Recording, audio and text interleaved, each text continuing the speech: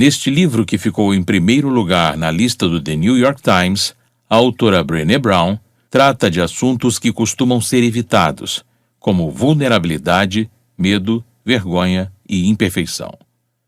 Com seu texto, Brown busca mostrar aos leitores que a vulnerabilidade não é uma fraqueza, mas sim a melhor definição de coragem.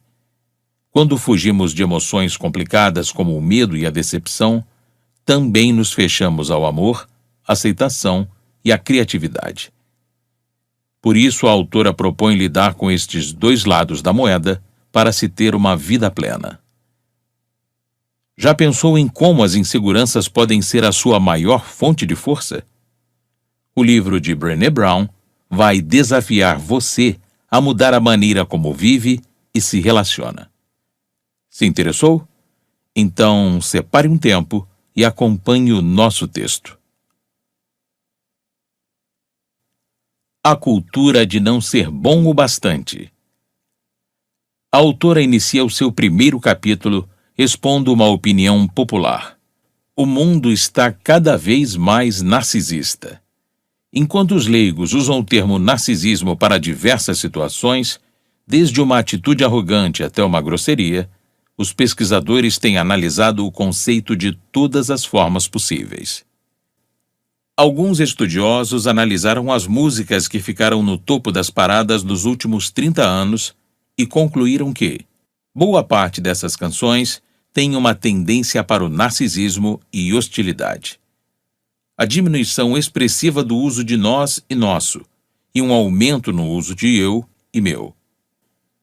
Declínio das palavras relacionadas à solidariedade e emoções positivas.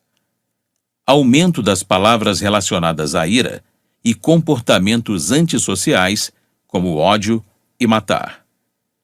Outros pesquisadores também argumentaram que a incidência de personalidade narcisista mais que dobrou nos Estados Unidos nos últimos 10 anos.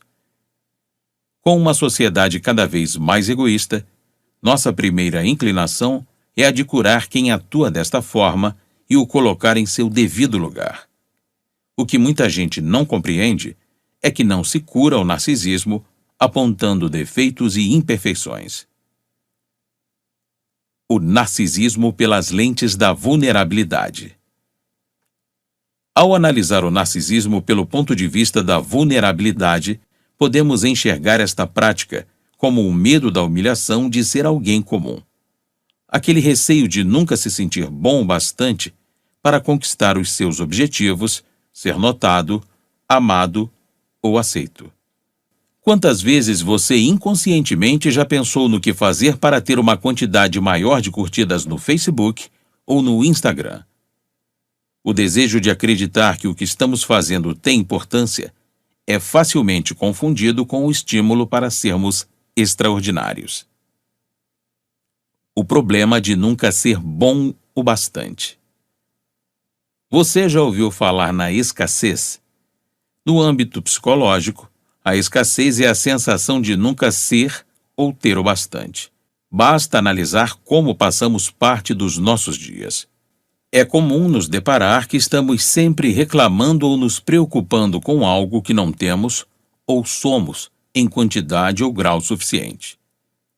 O que torna esta avaliação diária tão dolorosa é que estamos sempre comparando a nossa vida, em todos os aspectos, com uma visão de perfeição inatingível propagada pela mídia. Também nos comparamos com a visão ficcional de quanto alguém próximo de nós já conquistou e até com a nostalgia do passado. A escassez atua com 3 componentes: a vergonha, comparação e desmotivação.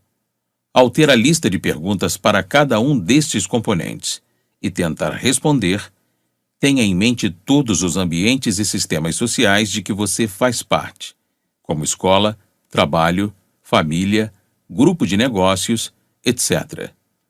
1. Vergonha.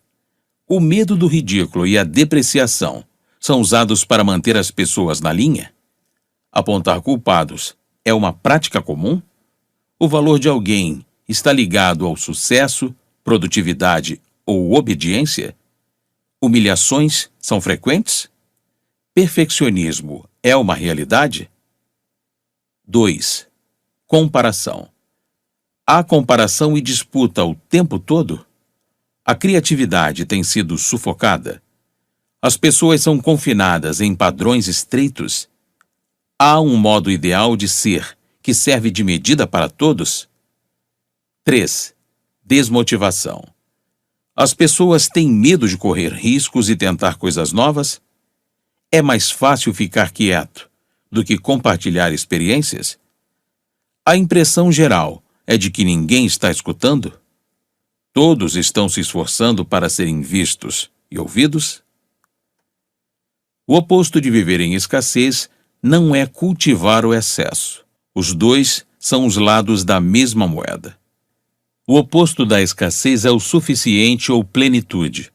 Em essência, é a vulnerabilidade, ou seja, enfrentar a incerteza, a exposição e os riscos emocionais com a certeza de que você é boa o bastante. Derrubando os mitos da vulnerabilidade. Mito 1. Vulnerabilidade é fraqueza. Este é o mito mais conhecido e aceito pela sociedade, assim como é o mais perigoso.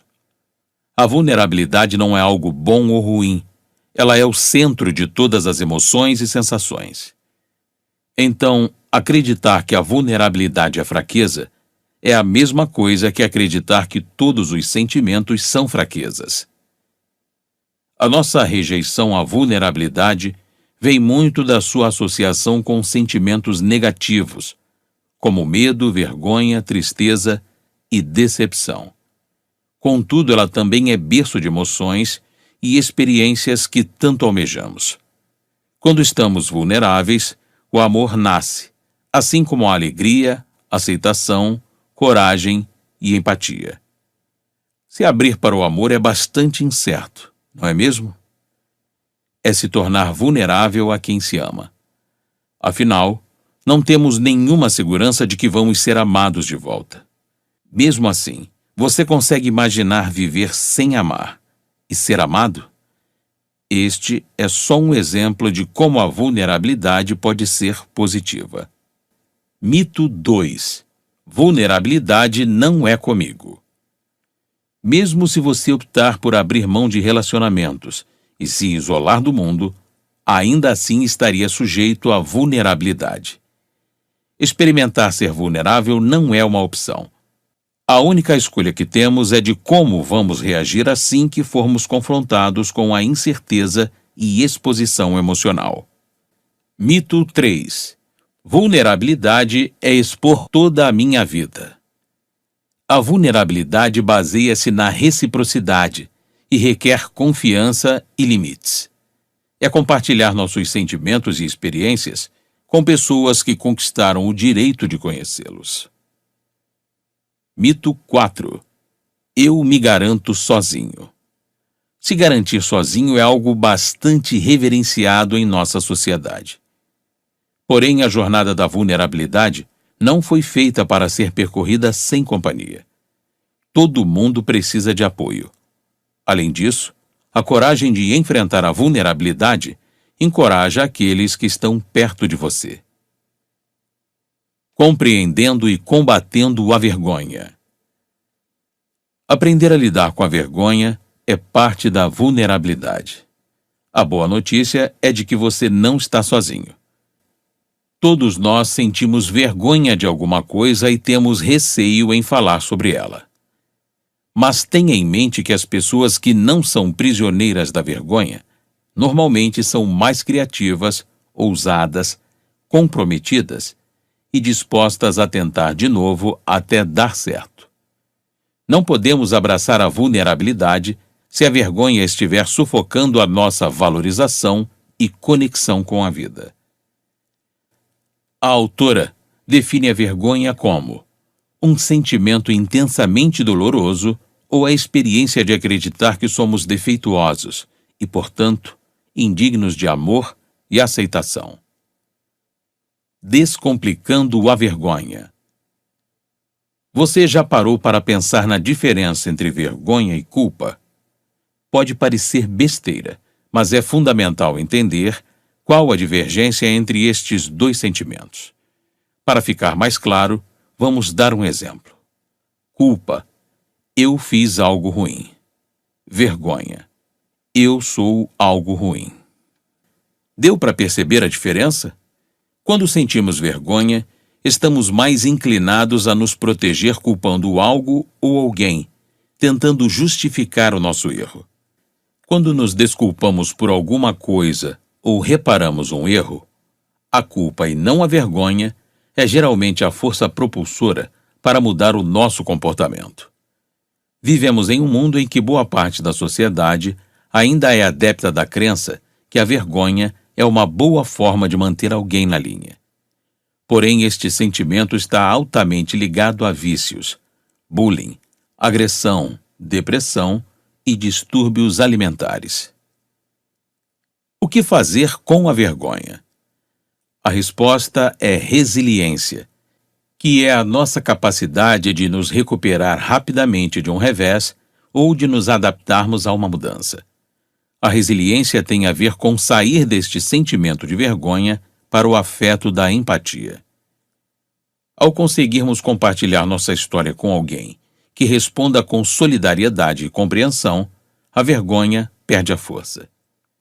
A autoaceitação também é um sentimento bastante importante neste processo. A autora aponta 4 elementos da resiliência à vergonha. 1. Reconhecer a vergonha e compreender seus mecanismos. 2. Praticar a consciência crítica. 3. Ser acessível. 4. Falar da vergonha.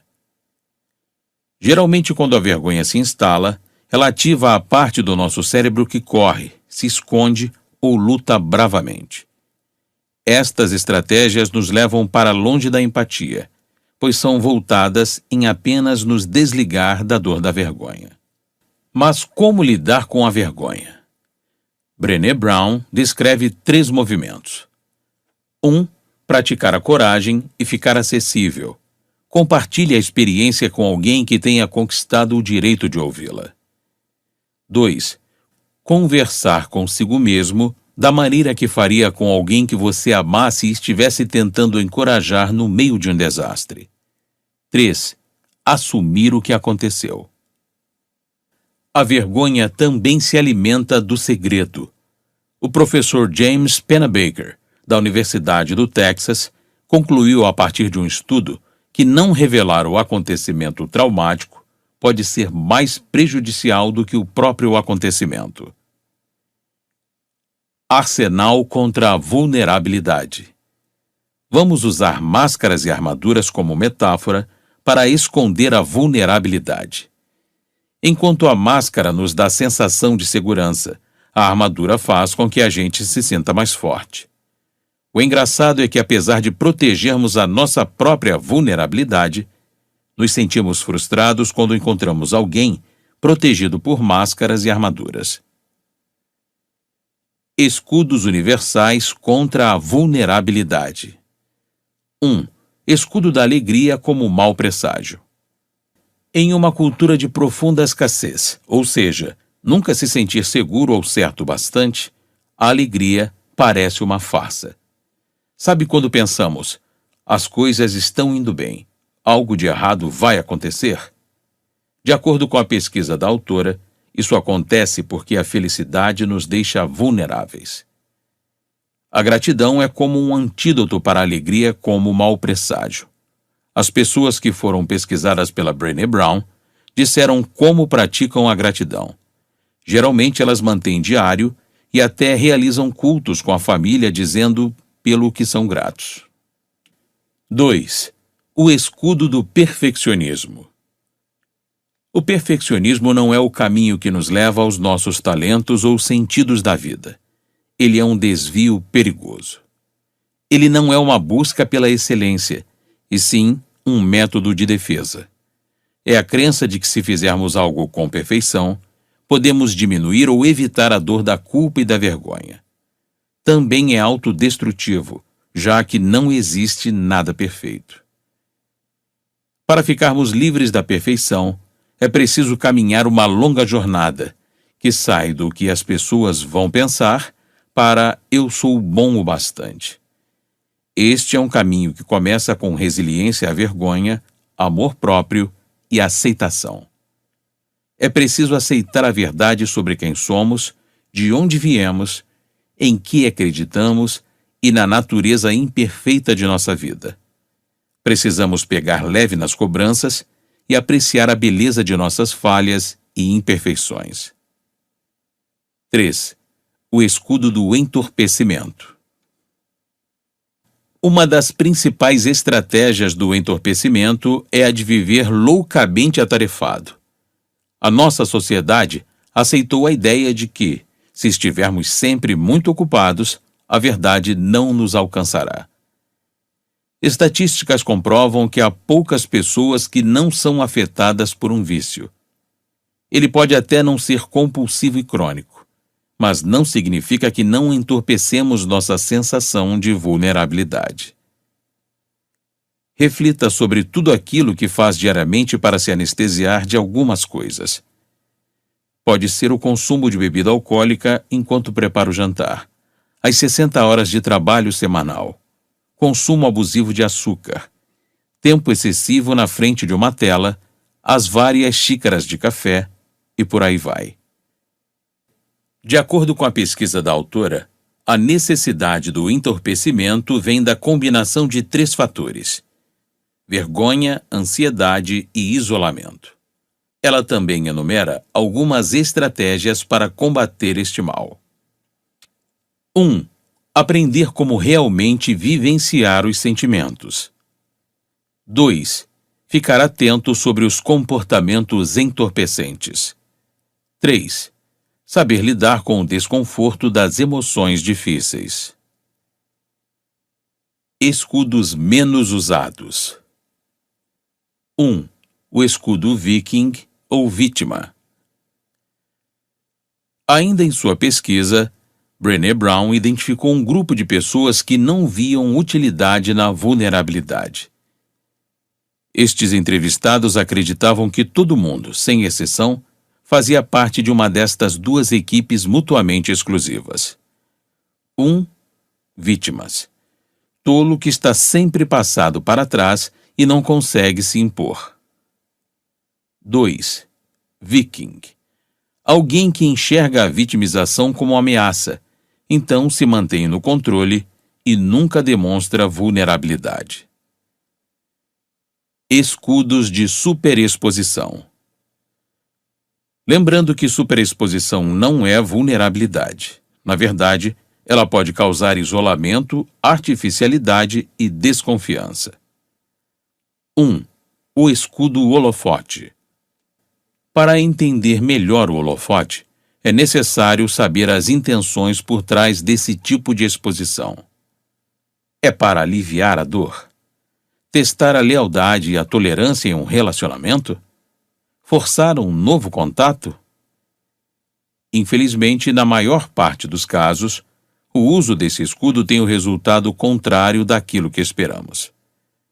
As pessoas se assustam, se retraem e a nossa vergonha e isolamento aumentam. Quando expomos nossa vulnerabilidade para quem não temos um vínculo genuíno, a reação emocional deles é se retrair. 2. Escudo invadir e roubar. Aqui, a vulnerabilidade é usada como forma de manipulação. O invadir e roubar como escudo tem a ver com invadir as fronteiras sociais das pessoas com informações íntimas e, então, roubar toda a atenção e energia possível. 3. O escudo zigue-zaguear. Esta é a metáfora perfeita para a maneira como gastamos uma energia enorme tentando driblar a vulnerabilidade quando custaria muito menos esforço enfrentá-la de frente. Nesta forma de escudo, a pessoa tenta controlar uma situação dando as costas para ela e fingindo que ela não existe. 3. O escudo desconfiança, crítica, frieza e crueldade. Estas características, além de manter a sua vulnerabilidade à distância, têm o poder de funcionar como uma arma, ferindo as pessoas que estão vulneráveis e as colocando em posições difíceis. Trabalhando as mudanças e fechando a fronteira da falta de motivação. Estamos vivendo de acordo com aquilo que pregamos? Para desenvolver uma estratégia de transformação coerente e eficaz, é essencial confrontar nossas virtudes desejadas com as praticadas, ou seja, como nós realmente vivemos, sentimos, pensamos e agimos. A fronteira da falta de motivação. A falta de motivação é um problema comum em diversos ambientes. É comum nos desligarmos e deixarmos de nos envolver com alguma coisa para proteger nossa vulnerabilidade. A distância entre as virtudes praticadas e as desejadas é chamada de lacuna de valores. A expectativa de valores que não se pode alcançar é uma das razões para a desmotivação. Ousadia para reumanizar a educação e o trabalho. Nós já comentamos que um dos obstáculos para a criatividade e inovação é a vergonha. Aquele medo e angústia de ter a ideia humilhada na frente de todos os colegas.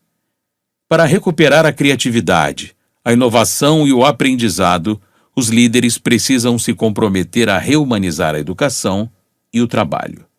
Mas o que isso significa? Significa que é preciso entender como o padrão de escassez está afetando a maneira como trabalhamos e lideramos.